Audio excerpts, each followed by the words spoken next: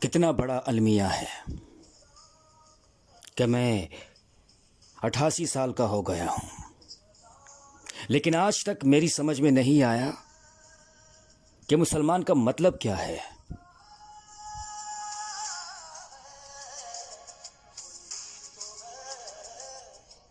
میں نے علماء دین سے پوچھا ہے، اسلامی کتابیں پڑھی ہیں، لیکن بیکار۔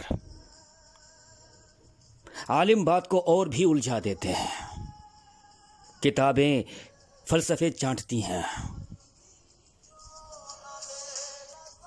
نہیں، میں غیر مسلم نہیں ہوں، اللہ کے فضل سے مسلمان ہوں۔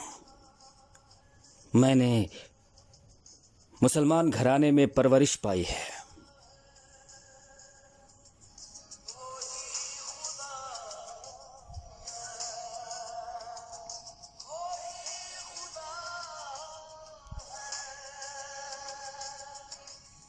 پینتالیس سال سے میں اس ملک کا شہری ہوں، جو آئین کے مطابق اسلامی جمہوریہ ہے۔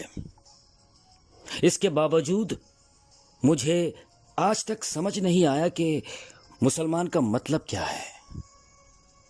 یقین کیجئے، میں پڑھا لکھا ہوں، کئی ایک ممالک کے مسلمان دیکھے ہیں، ان سے ملا ہوں، اسلام پر ان کے لیکچر سنے ہیں۔